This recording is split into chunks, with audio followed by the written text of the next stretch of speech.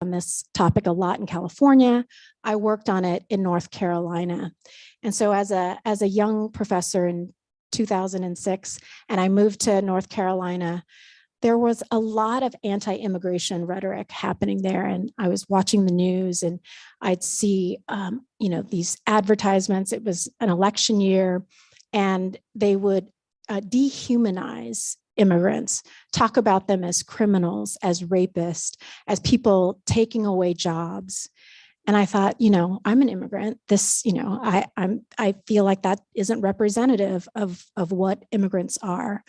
And so I started getting interested in these anti-immigration policies in North Carolina. So the Department of Homeland Security used North Carolina as a test bed for some of their anti-immigration policies such as 287G, secure communities.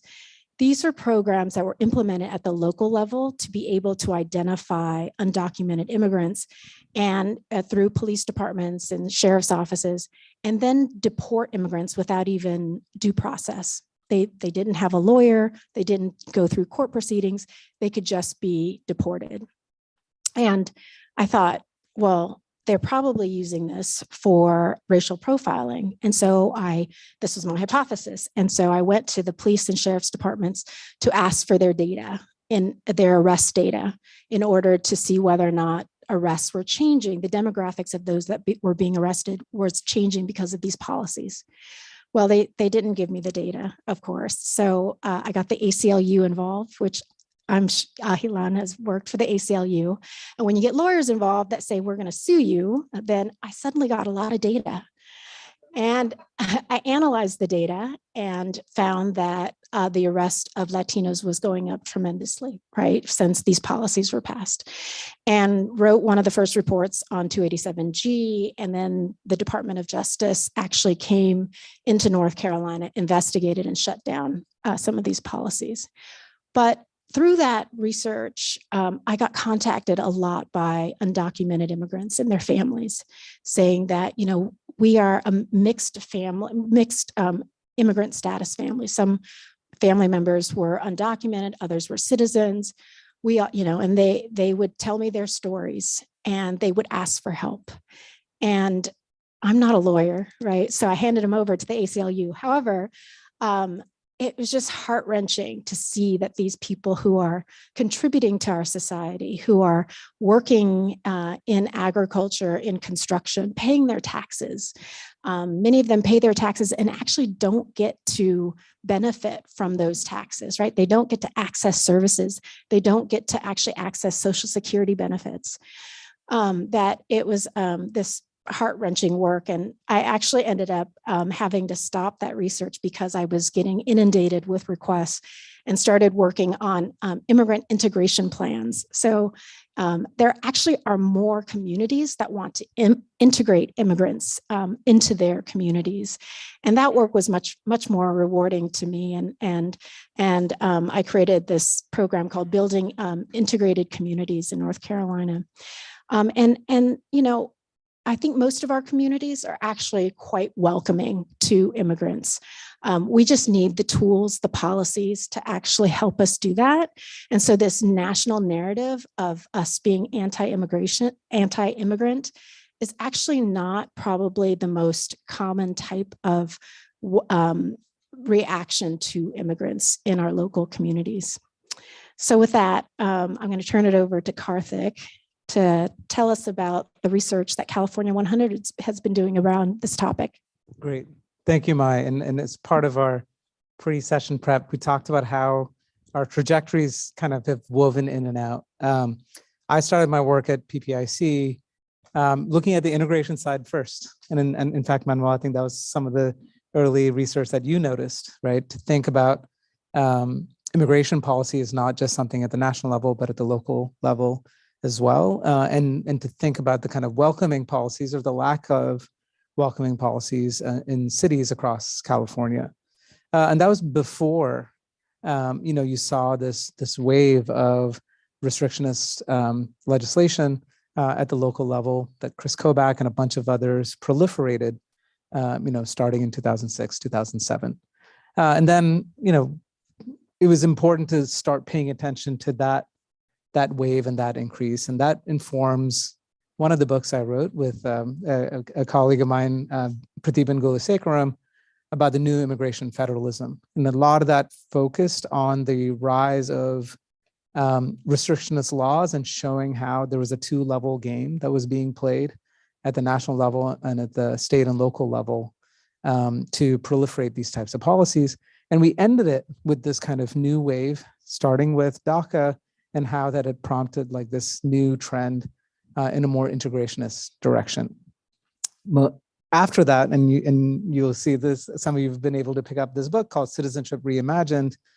It was with a grad student of mine at the time, Alan Colburn. He's a professor now at Arizona State, who wanted to dig much deeper into pushing the envelope in terms of how far states like California could go in terms of expansion of rights.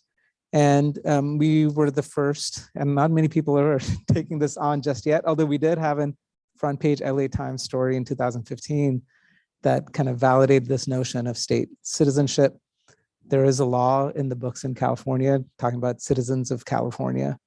And we remain hopeful for states like California, especially given the news coming out of DC in terms of attacks on reproductive rights, other rights of privacy. There's been erosion of civil rights and voting rights that we've seen over the last decade. To really think about citizenship rights in this expansive way is not only involving immigrants, but Black people and so many others that have been treated as less than, as second-class citizens or not as citizens at all. So that's my own work, even before California 100. For the California 100 research, we have the treat of having Professor Manuel Pastor here, who'll speak more about that research. You've been seeing this artwork behind me for the various scenarios that we have, that our scholars have built.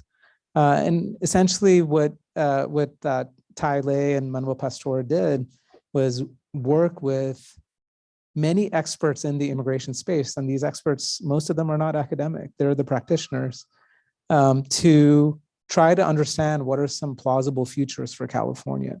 So we're talking about long-term futures where the future might look quite different from what we're taking for granted today. And a couple of things they identified is a long-term future where there may not be that many immigrants coming to California, either because of the aging of the population or because of the kind of context in terms of affordability and lack of access to so many things that make it less desirable a place to be. And then there's also the warmth of welcome dimension, which Manuel and his team have been talking about for quite some time. This is interesting work, but also challenging work. So a couple of weeks ago, Manuel hosted a session at USC where we spoke with immigrant rights activists. And many of them were focusing on the kind of struggles and hopes that they hope to achieve in the next couple of years and preserving those gains.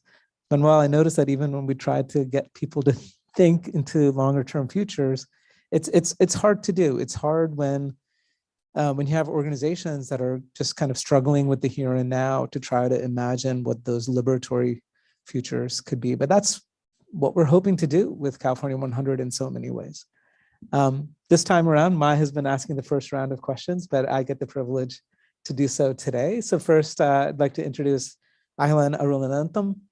I love Ahilan's Twitter handle, which is, I think it's Ahilan Too Long. Is that what it says?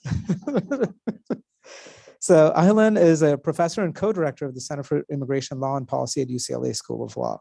He has successfully litigated a number of cases involving immigrant rights and has argued 3 times before the US Supreme Court, most recently in the fall of 21, on behalf of Americans of the Muslim faith who are targeted by the federal government for surveillance because of their religion and FBI v. Fazaga. Ahilan was senior counsel of the ACLU in Los Angeles, where he worked for nearly 20 years. And in 2016, Ahilan was named a MacArthur Foundation Fellow.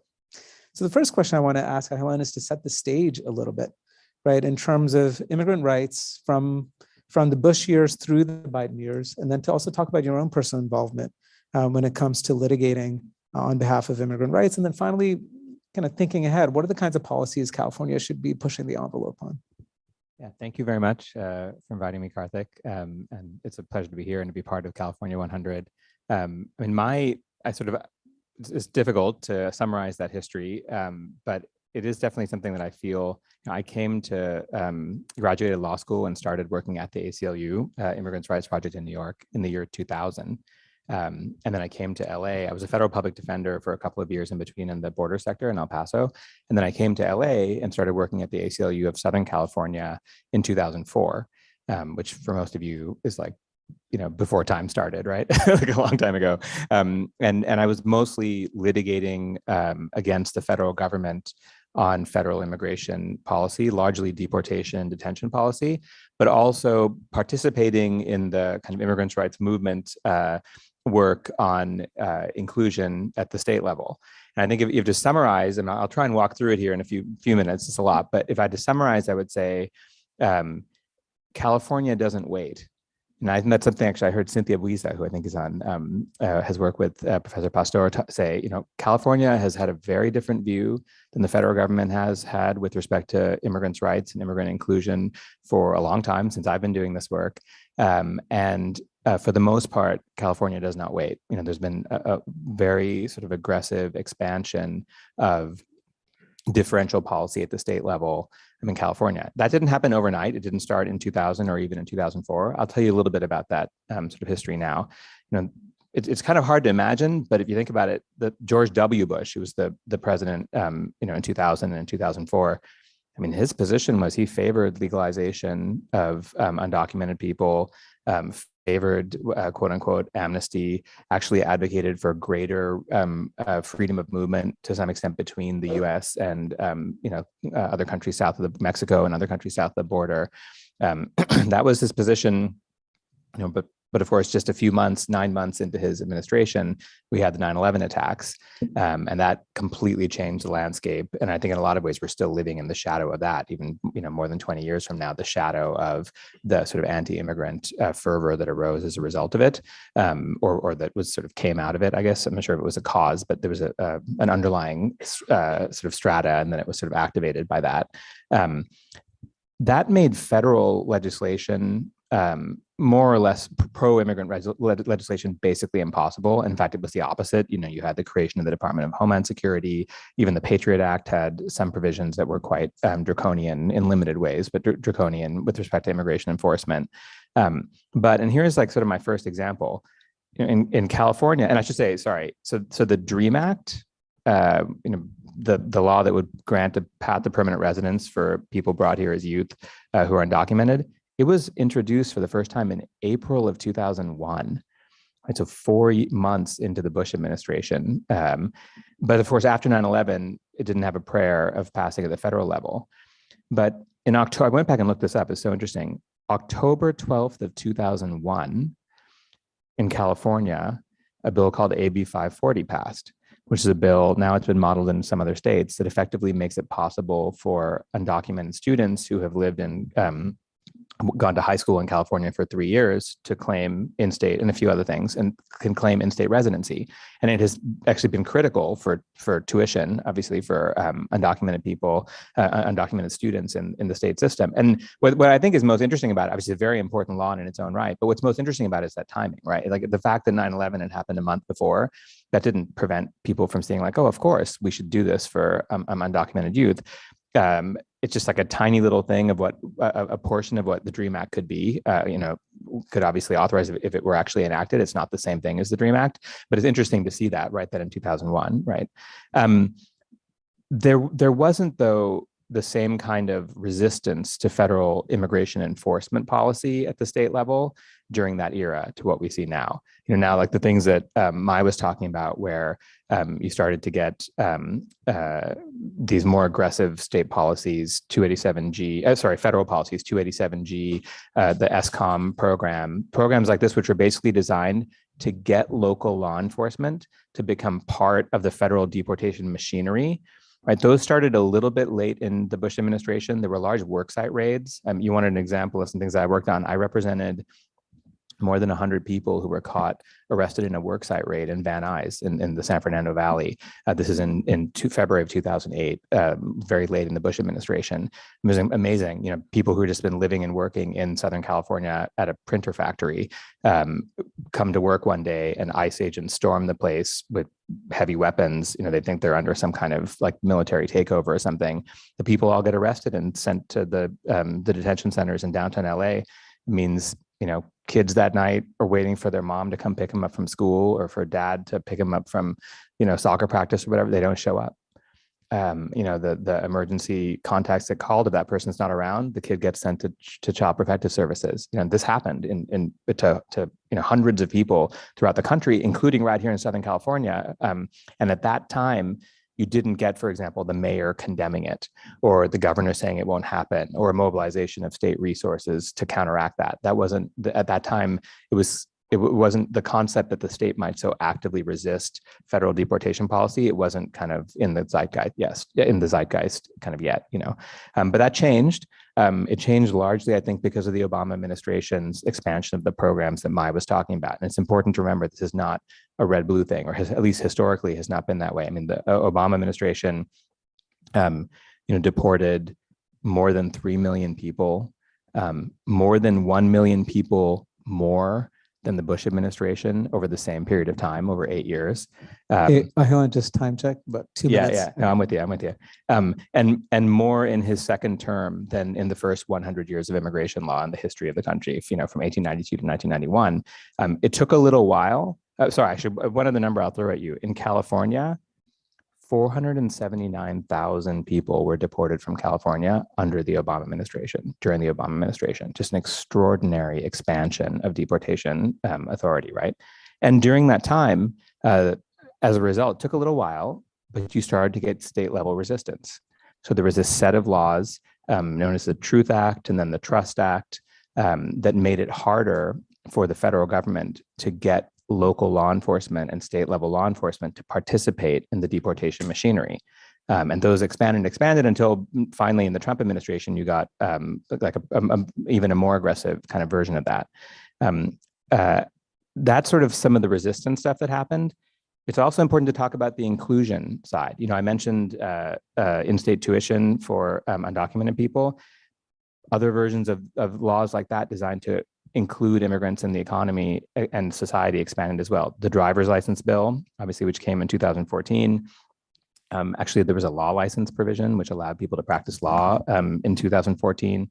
And then the Trump administration came, and then we saw it sort of come much closer to the world we live in now, where you have much more aggressive resistance policies. California expanding, saying basically it's very rare that state and local law enforcement can do anything to cooperate with federal deportation policy. It was something called the Values Act in SB 54. And similarly, you get greater inclusion measures, like they try and ban private detention. That's actually something that's still going through litigation. The attempt to expand health insurance for undocumented people, which is expanded to children, and then to people age 26, still hasn't gotten to sort of cover everyone, but it's on its way.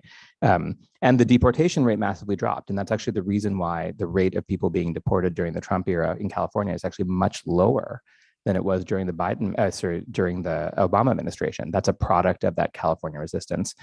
So now I know I'm over time. The last thing I'll say, there's definitely more to be done with this. There's more resistance, still legislation to be done. The Vision Act is one which would expand, make it even harder for the federal government to get state and local government to participate in the deportation machinery. And there's more that can be done on the inclusion side. Employment is one that we're looking at. I know something that me working under sort of the umbrella of California 100, something that we've been looking at a lot. More that can be done in healthcare and in other ways as well. Excellent. Thank you, Helen. And we'll come back in round two of questions on this. Next, we're joined by another commissioner, Cynthia Flores, who's a board member of the California Agricultural Labor Relations Board, appointed by Governor Gavin Newsom. Cynthia was previously a staff attorney with the Coalition for Humane Immigration, CHIRLA, the largest immigrant rights organization in California, and I would say one of the largest in the country as well. Cynthia currently serves as vice president of the Latina Lawyers Bar Association. So Cynthia, can you say a bit more about your own personal journey and I think it's safe to say you're not speaking as an official member of the ALRB right now. That is correct. It's yeah. very safe to say that. Yeah, and kind of what your what you think we should be thinking about long-term futures in terms of pushing the envelope on policy innovation in California. Wonderful. Also delighted to be here. Anytime I get down to UC San Diego or San Diego in general, it's always a good time. So I will start a little bit with kind of a personal background, because it's really informed my decision-making in terms of becoming an attorney and practicing direct services, specifically in the removal defense context. I was born and raised in Los Angeles to a single mom who fled El Salvador in the mid-1980s as a consequence of the Civil War, and really thinking about providing a better life for her children. And I'd like to say that she accomplished that, me being a lawyer. My sister's a PhD candidate at UCLA, brother's an engineer, other brother does IT. So shout out to my mom, as always. Importantly, I think what shaped my perspective on immigration was that it was something that I dealt with on the day-to-day basis. My mom was undocumented in the United States for over 30 years. My brother was also undocumented when he arrived at the age of 9. My other siblings and I were born in the United States, so we grew up in a mixed status household. And so notwithstanding the fact that I was a citizen and I knew that, this was my home, there was always kind of this lingering fear of whether or not, my home was the United States. And if that could be also where my mom would be at, or could be in and live in, and would I ever have to choose between my home or my mom? And so I say that because I think, there's a real toll that a lot of folks don't think about when it comes to immigrant communities, largely in part because of what May was talking about, the dehumanization of immigrants. I grew up in a working class household. My mom was a garment worker in Los Angeles. My aunt and extended family were domestic workers. I actually joined in both of that work as a teenager. That really elevated my consciousness as a working person and dictated my passion for serving immigrant working communities. With that, as Karthik mentioned, I am a board member, one of 5, serving in a quasi-judicial role for the California Agricultural Labor Relations Board. It is a board that is tasked with adjudicating claims out of a state law that protects the rights of farm workers to organize collectively to better the terms of their working conditions. And within that work, it's one of the biggest takeaways for me has been that my background in immigration has been a great service for me to understand the population that we're tasked with helping essentially enforce their rights, which is a largely immigrant community. There's a diverse range of statuses, some undocumented, some on special temporary work visas called H-2As, some that are just have like a special visas to cross momentarily as as day laborers. And so what that's really kind of brought to the forefront of my mind is thinking about how does state government not only provide the policies necessary to empower immigrant communities and integrate them, but also service them. And so thinking about how we are responsible to meet our charge to those folks, notwithstanding their immigration status. Also, as Karthik mentioned, I do have a background as a removal defense attorney. My work was primarily to represent individuals facing imminent deportation before immigration law judges, represented folks both in the detained, meaning that they were detained at immigration detention centers, and also non-detained, so folks that were either out on bond or had never been in immigration custody. And that work was also a very insightful time and period of my life. I actually decided to be a practicing attorney in the removal context in light of the shift in administration, particularly in 2017, when the Trump administration took effect, and was able to witness some of that very real backlash in immigration courts that had real life impact on clients. Things like prosecutorial discretion that from one day to the next didn't apply to individuals, and really had them folks that were not a priority to the previous administration become a priority to this administration, meaning folks that had been in the United States for a really long time, did not have a criminal record, et cetera. And that was an incredible shift in the immigration courts. I also did a lot of work in kind of contextualizing this kind of emerging thought about asylum, and for whom asylum was actually readily available.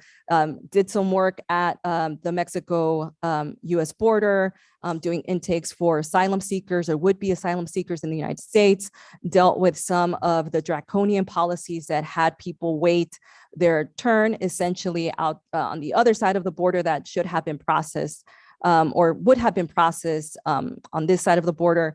And also kind of reaching that consciousness, working with a lot of folks from the Northern Triangle, which is El Salvador, Guatemala, Honduras, and understanding that, most of these folks are crossing not one, but 2 or 3 borders to even try to assert their claim of asylum in the United States. And so, again, for me, it's very important to kind of have that transborder consciousness, thinking about the cause and effect and how it really does impact folks, not just those immigrants that are, attempting to come to the United States, but also those folks that, are like me, right? US citizens that have families, that live in families that are mixed status.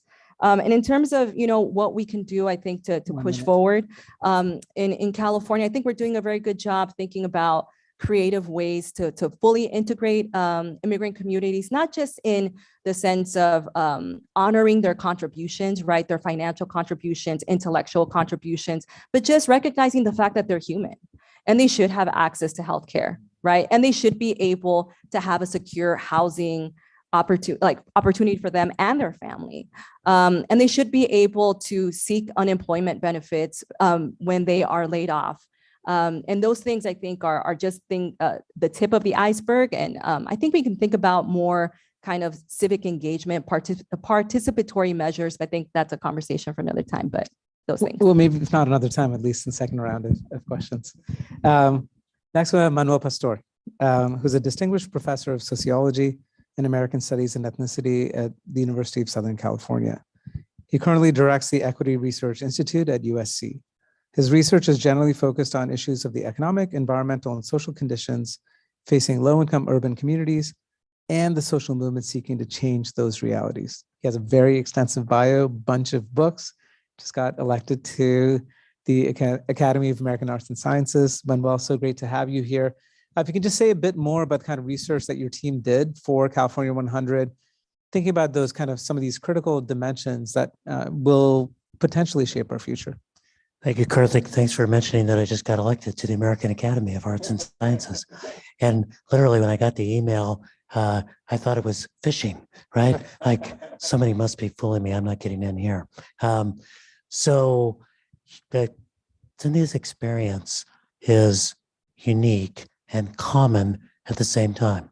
In the state of California, 14% of our population is either undocumented themselves or a US citizen or a green card holder living with an undocumented family member. So this is a bigger issue, the status of mixed status families, than most people think. I'm going to talk a little bit about what we did in the California 100 report.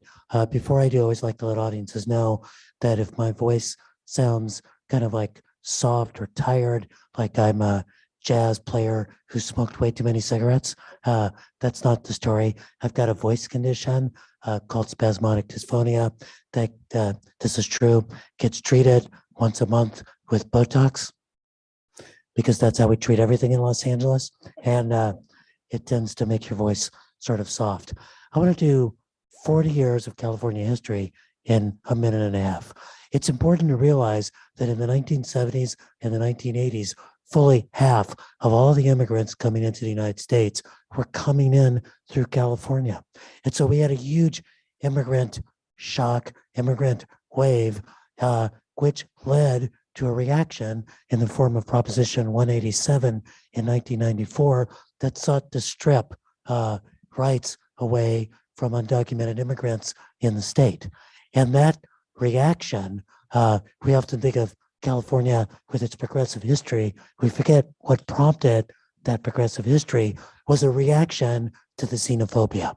Organizing by immigrants themselves, organizing by their allies, and a recognition that we needed to generate a very different kind of state. And it is a state which wound up with all of the policy moves that you were talking about.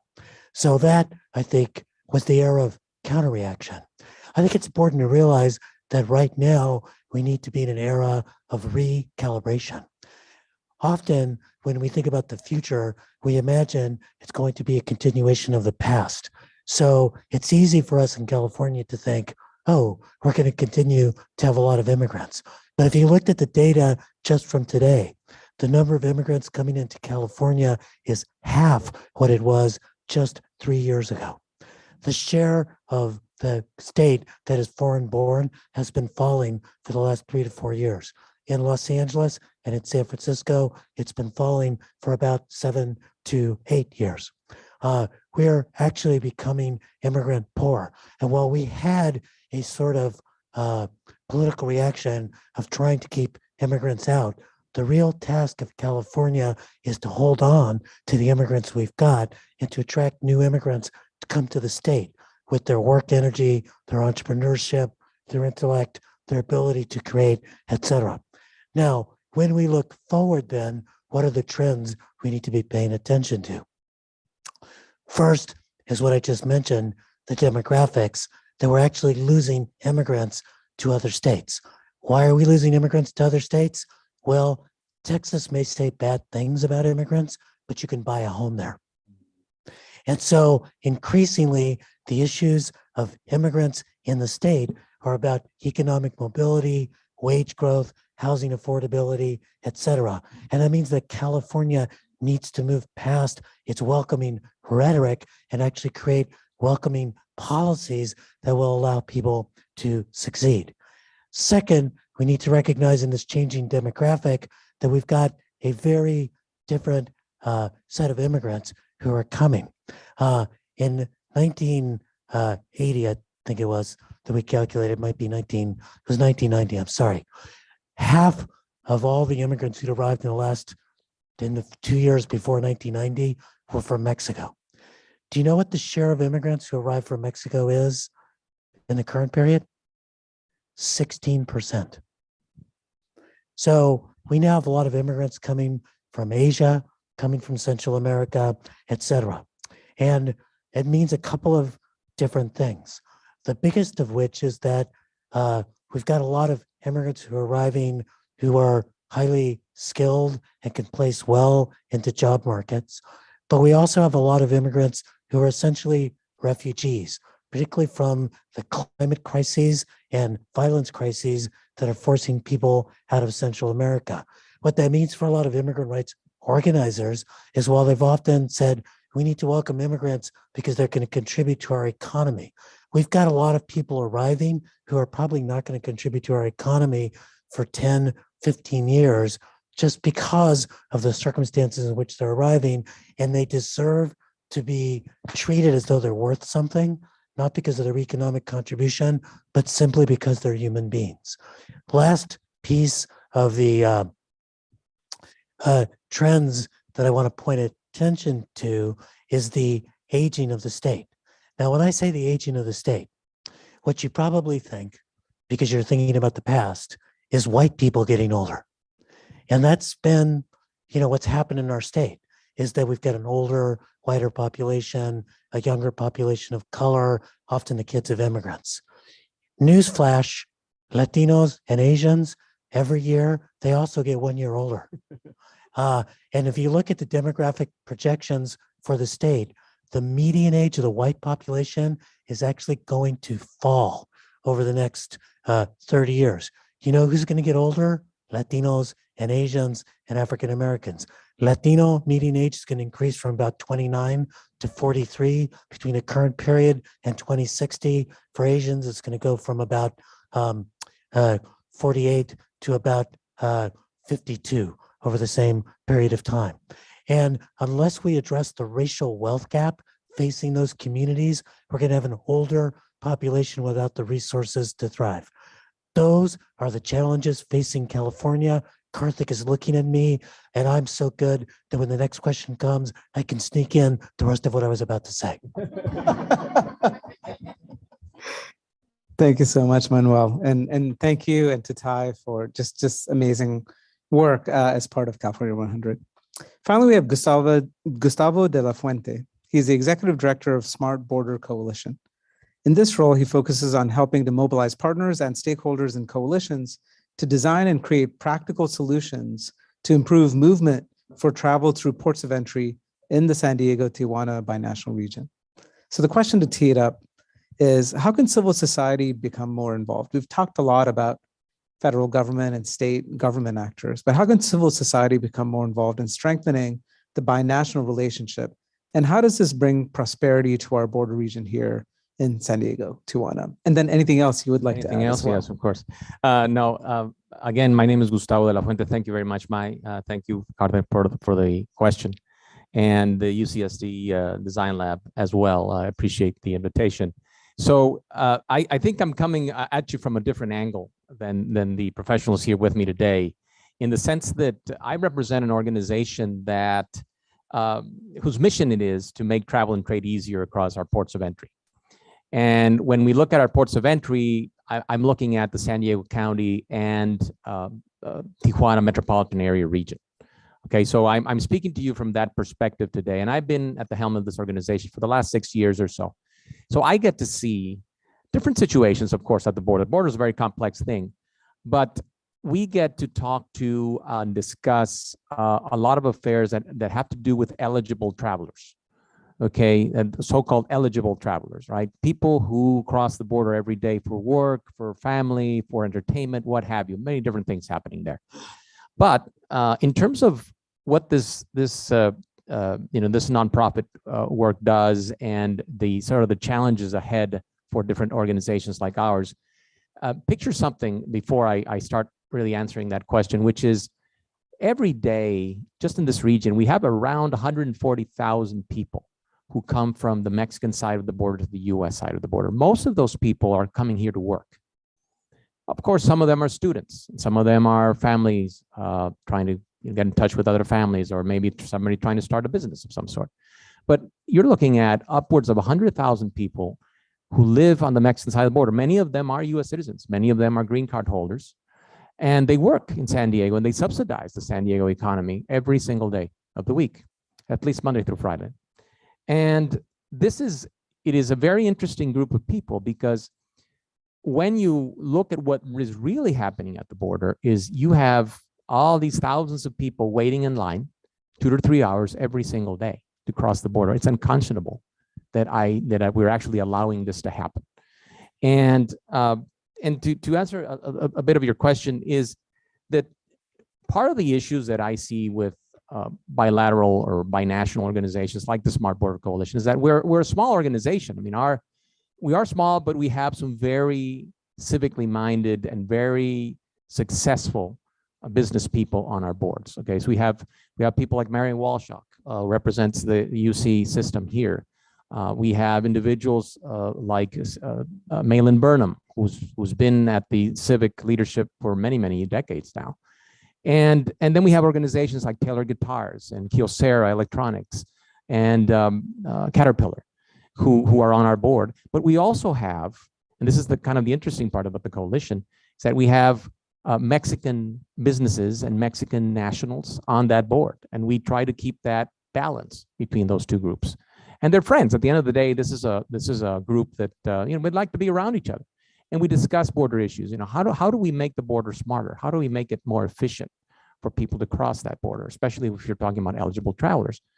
Now, obviously, a lot of things get in the way here. And one of those things that gets in the way is that we're still, even though we have these well-known people on our board. We're a small organization when it comes to staffing, when it comes to resources to make things happen. And a lot of what happens with our organization happens with many others.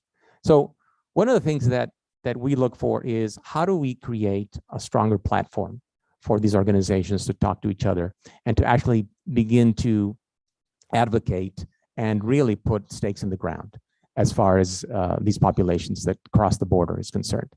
And, we don't, just give you an example, we don't have at our port of entry a green policy. Why don't we have a green policy at the ports of entry? Why do we have to breathe, 452 tons of CO2 every day on that border? Why is that? So those are things that sometimes we ask ourselves, okay, where's the social justice? Where's the equity? Where's the environmental, perspective on this? Where's CARB on this? Where's Cal EPA? So those are the kinds of things that we ask ourselves. And I think partly it's because we're too many small groups working at this. I think also that in terms of working with governments, we need to create this idea of the smart border. And the smart border isn't just about making ports more efficient.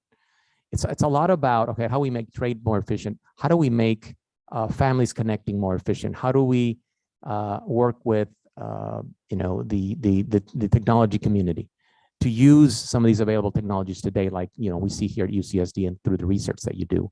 Why don't we apply some of that at our border and make it more intelligent, right? More smarter.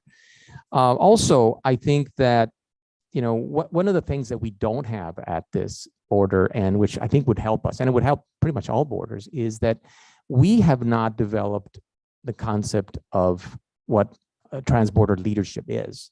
So what happens is they throw us into the pool, right? And you got to swim.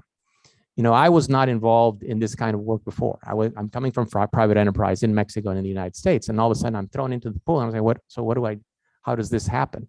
And there isn't any training for it.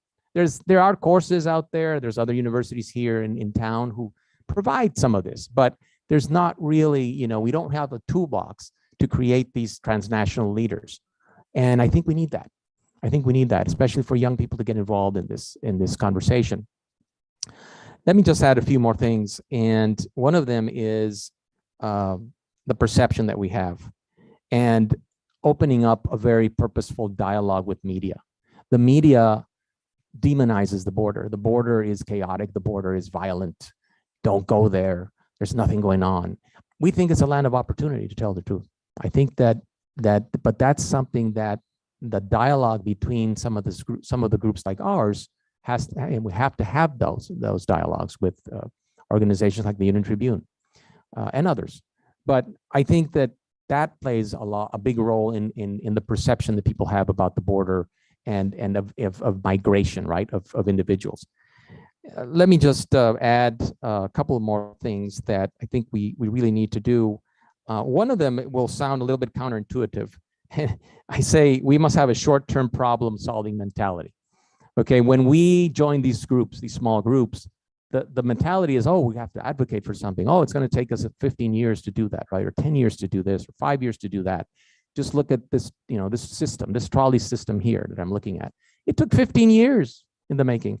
What we did at the San Ysidro port of entry, and we finished finally in 2019, took 15 years. The new Otay Mesa East port of entry that many of you perhaps have heard about, it started in the beginning of the century, the planning for that. We can't wait 15, 20 years. And so sometimes when we get into these groups, we think, okay, we have to advocate for this or that. And it's going to take us years to do that, to achieve something. Well, we can't do that. We have to be more, executive in what we do, and we have to be shorter term in the sense that there are wins, there are accomplishments that we can gain from the border, but we have to work with other groups to do that. And we're not very good at it. I think we need to be much better at it. The last point is I think we have to be very questioning of our elected officials. Usually what happens is that we're too deferential. The congressional delegation comes here and we sit down, we discuss the border, and they say 2 or 3 things and we all applaud. And at the end of the day, what you want is to sit down with these people and say, look, so what are you going to do about staffing with Customs and Border Protection? They have staffing issues. Okay, they're getting all kinds of migrants coming to the border. They don't know how to deal with that sometimes. Okay, then you have other situations like new infrastructure. So how do you handle that? And how do you make things happen? And many of our politicians, what's going on is that they're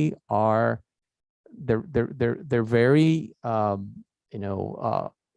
inclined to a particular party. It doesn't matter which party it is, but sometimes they're very intensely involved with the border, and they talk about the issues, and they talk about water and the environment, and they'll talk about the port of entry and the new port of entry, how that's great for the region. However, we don't have any staffing for that port. That's going to be the challenge. So, and then all of a sudden it's quiet. There's nothing going on. And then we say, okay, so what's going on in Washington? Why aren't they responding? And maybe they've got other things taking up their time. And so I think it's a struggle. It's kind of an up and down, in my experience, it's been an up and down battle to get things to happen. And I come from a world where we got things to work. We got things to happen. However, we did it, but we made it happen. So that there's always these issues with small groups like ours. I think there's plenty of opportunity for us to grow. But I believe we have a tremendous opportunity at the border. It's just that we need to treat the people who are crossing. And by the way, 80% of the people who cross every day, pretty much every day, they're known travelers. These are not people that you have to process and spend a minute in line, the officer actually talking to them. These are people who we know who they are. I mean, the Customs and Border Protection knows who these people are. Now, we have another issue with people going south. Yeah. Right. Those people returning. Gustavo, thank you. I'm gonna have you pause there. I went over, but that was my last point. That's okay. So, 1994 was a very momentous year, right? Prop 187, and also O.J. Simpson's Bronco chase. I mean, that's kind of emblazoned in my mind. I wanted to talk about what Manuel said, which is welcoming policies. We need to have more welcoming policies because our demographics are changing. There are fewer immigrants staying in California. We actually lost population in California for the first time, right? These last few years. And, there's the typical policies like affordable housing and higher wages. But Cynthia and I were talking about giving rights to undocumented immigrants that we haven't given them rights to, things like voting, for example, voting rights. So if you think about if we think outside of the box or think about new ways in which we can make this state more welcoming, what would that look like? How could you reimagine how we could make this state more welcoming so that immigrants do stay here and they thrive and they benefit from being a California citizen? I'm just opening it up to everybody, and then I'll open it up to the audience to ask questions. So I think you suggested something very important. That's certainly something Karthik has been thinking about, which is what's this version of state citizenship and being able to access stuff. I did want to say that I think this is also necessary. In the California 100 report, we offer 4 scenarios, but the 2 most relevant to this discussion are 1, all talk, no action, which is that California can have a very welcoming rhetoric, but actually not do anything like fix the border or provide healthcare or et cetera. And then another scenario we had is California for all, which would involve some of these policies and also involve waking up about a very particular thing I want to make sure we plant in the audience's mind, which is to understand that in our modern economy, behind every software engineer is an army of nannies and food service workers and gardeners. And the part of the state that has the highest share of people who are undocumented is the Silicon Valley. Because we can't run an economy without taking care of our farm workers and our food service workers and our domestic cleaners and everything else. So I would argue that one of the things we need to do is to wake up to that economic reality. The other thing I would argue that we need to do immediately is the number of undocumented folks in the state. It's about 2.2 to 2.4 million, is matched by the number of people who are eligible to naturalize who have not yet naturalized. Naturalize those people and you create the political force to make sure that we get to state citizenship. Yeah, no. Hello, there we go. So picking up on our conversation, I think we are doing a decent job, as I mentioned previously, of honoring and recognizing the financial economic contributions that some immigrants, most immigrants are making in our society, in our state, definitely, by enabling at least conversations about how do we get them access to the infrastructure of civil society, which is social services, right? We're all people and we should be treated with that dignity.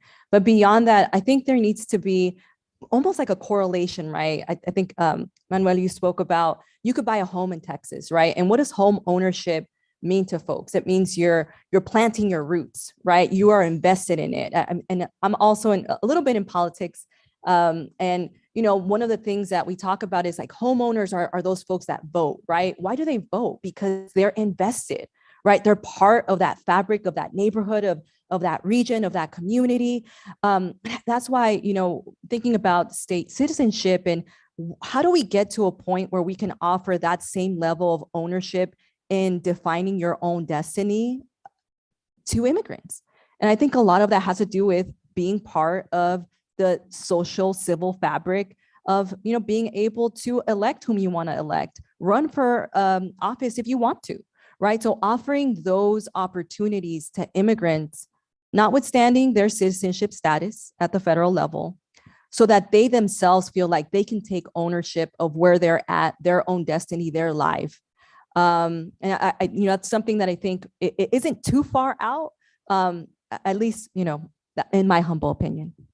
Well, I think that it's not too far out in California, but I just moved from North Carolina and we cannot have these conversations in North Carolina. So it's a little shocking to the system actually to hear about undocumented immigrants running for elected office, right? So California is paving the way, I think, for these policy innovations. Let's start calling them citizens of California, no matter, because undocumented is a federal status, right? But there's a lot that California can do for California members. Yeah, and I think on its that, own. I mean, Any questions in the audience? I'll walk around while you keep on talking. I was just going to say, I think certainly political rights is one area where the state has a lot of power and the federal government doesn't have a lot to say about it. So I think there's a lot of logic to pushing that bound. It's very well established in law that you can change. You can't do it for federal elections, but you can change, you know, the membership criteria for all these, you know, so many important state offices in the way that we're talking about. I think that's important. Just very quickly, I was going to say we touched on it earlier about healthcare. There's been a huge movement to do that, and hopefully that will come soon. In terms of like making the state welcoming, what will make immigrants want to stay here? You know, all over the country, including, I'm sure, in North Carolina, people really worry about their health insurance. It's the reason why it's been, you know, virtually impossible to repeal Obamacare, despite the, you know, massive political movement to attempt to do that, because it's such a real material thing. So that's something, you know, we're on the cusp of doing in the state. It's like very close politically and requires this sort of a little push to get there. But I think that's a hugely, extremely important one, you know, creating universal health insurance for undocumented people in the state. Hi, I have a question for Gustavo. I was wondering, how do you see the improvement of the legal crossing process as playing into this narrative that by extension, there are crossings that shouldn't happen or that are illegal? And how much more effective is this work in advancing anti-immigrant in rejecting the advancement of anti-immigrant machinery compared to doing work for advocating for demilitarizing the border or denouncing various smart border movements that make the border crossings more dangerous for people and result in more undocumented people dying when they cross the border? Can you, I think I caught, I'm trying to understand the whole question. It's a long question. But so you first asked me about legal versus not legal or illegal crossings. Let me just take that. I was wondering if you could maybe speculate on how much this work of making the official crossing process plays into this narrative that by extension, there are crossings that shouldn't be legal, and that, you know, so that was one question. And I was wondering if you could compare this work in, you know, this a movement to make California more welcoming to immigrants, and compare that work to maybe a work of advocating for demilitarizing the border and maybe kind of advocating against smart border tech in parts that are not official entry points. Okay, so I'm going to try to answer that. There's a lot of nuances and questions there. As far as the legal, and it's, first of all, I would say it's very satisfying to be able to help people, in their journey across the border. And I will say that in terms of, and maybe this plays out a little bit in terms of the welcoming aspect of California we were just talking about. When you fly from London to, I don't know, LA, when you get to the line, right, and you get to the officer, usually somebody's going to tell you, welcome to the United States, right? Well, that same experience does not happen for the most part here. Yes, you are a documented individual, but your experience, your journey in terms of traveling across the border is not the same. You're treated differently. Usually you are. I mean, there are, and so a lot of this aspect is, what does the whole experience look like for a traveler, right? For a documented individual, very different from, of course, somebody who needs to get to the border as an asylum seeker, is perhaps not even going to go through the typical ports, will go through some of the breaches along the line, or maybe there's places where there's no fencing. And so it's a very different, I think there are two different worlds, although what happens is that there's been in the recent future, in the recent past, there's been a meshing of, immigrants who want to cross and who want to become asylum seekers, like what's been happening with Russians and Ukrainians, but more Russians lately, that are actually coming to the ports of entry and want to, declare themselves, asylum seekers. And, that's always been an issue because, the authorities there, it's difficult for them to, handle all this, to manage these people. So a lot of it, this is, if you look at it in terms of management, it's border management, what it is. And I think there's plenty of opportunities there. So I think there's a lot to do in that space of legal travel or documented travel through our ports of entry. There's many areas of opportunities there, areas of opportunity in terms of how we manage that, I would say. And in terms of, you mentioned about maybe creating a demilitarized zone out of the border, or maybe not using sort of intrusive technology for individuals crossing. I believe you referred to that as well.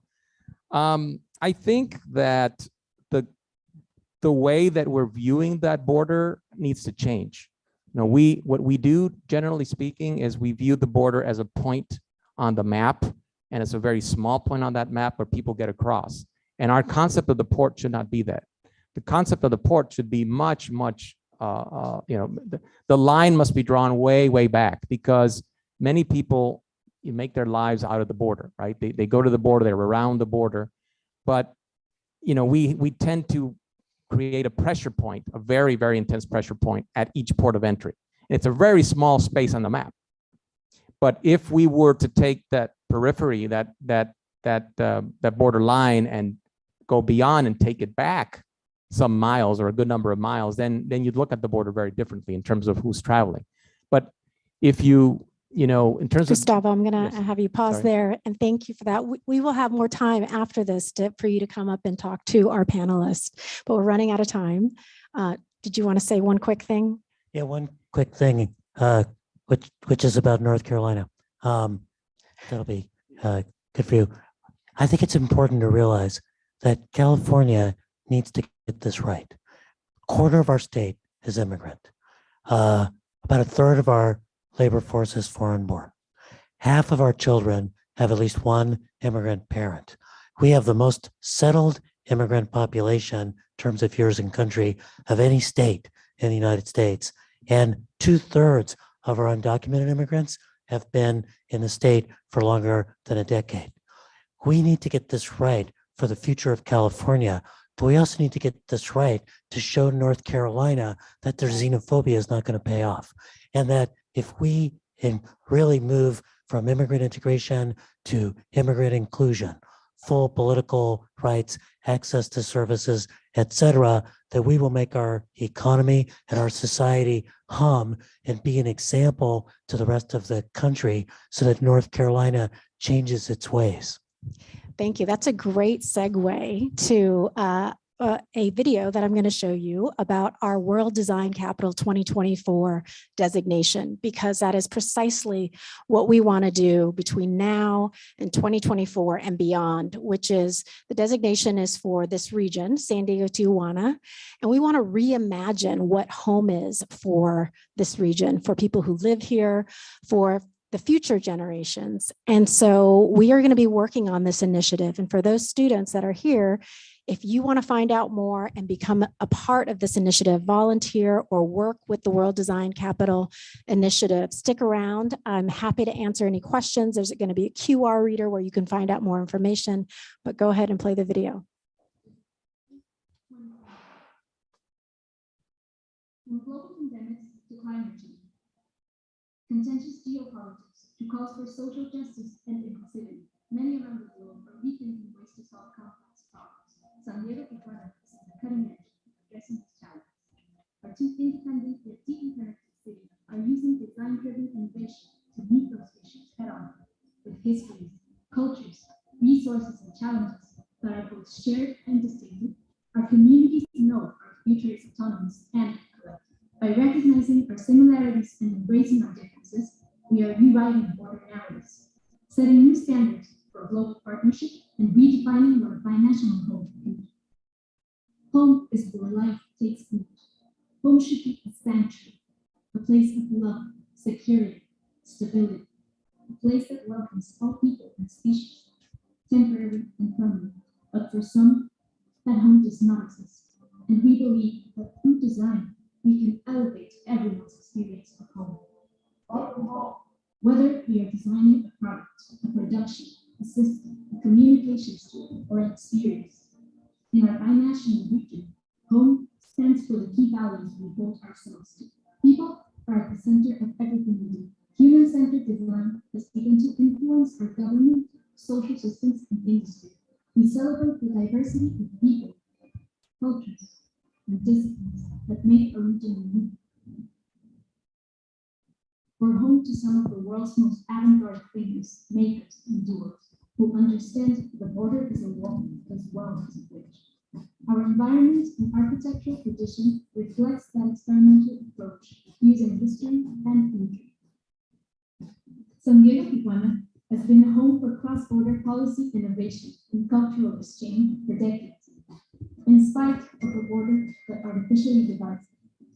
Using creativity, innovation, cutting-edge scientific research, mobility and infrastructure development, and complex systems of cooperation, transformative changes are already reshaping our landscape, society, and economy. That's because discovery is in our DNA. We are interdependent communities of risk who have long fostered life-changing experimentation that is improving the world, saving lives, and sustaining critical resources. Design is a key ingredient to those initiatives, ensuring that sustainability, equity, well-being, collaboration, and inclusion enhance the life and legacy of our region. Becoming the World Design Capital will be a catalyst, amplifying these initiatives, creating both local transformation and global conversation, affecting communities far beyond the region. It's time to build a new binational home for design in San Diego, Tijuana. San Diego, Tijuana, World Design Capital 2024. Well, thank you, Mai, and the Design Lab here at UC San Diego. It's just been incredible. Our team members have been here earlier today. I'll end with 3 things in less than a minute, right? One is just thank you so much to our panelists. Please come up and speak with them. They're all incredible leaders in their own right. Some of you who are interested in some of this kind of future citizenship work, I'm happy to meet you in the lobby and talk more about that. And then finally, Get Karthik's book. Yes, it's free. It's free. You can pick up a copy of the book. I'm happy to talk to you about it or sign it or whatever. And then Vincent Rosso from our team. Vincent, if you can just stand up for a second. He's our lead youth organizer. Vincent just graduated from UCR and was a former board chair of the UC Students Association. We're looking to build a movement of young people creating manifestos and a striking call to action for the future of California. We've chosen a date, March 19th, 2023, where we'll have a youth takeover of Sacramento. And so please talk to Vincent about our campus fellowship program, as well as our youth organizing that we hope to build for a much brighter future for California. Thank you, Mai. Thank you, all of our esteemed panelists. Thanks for having me.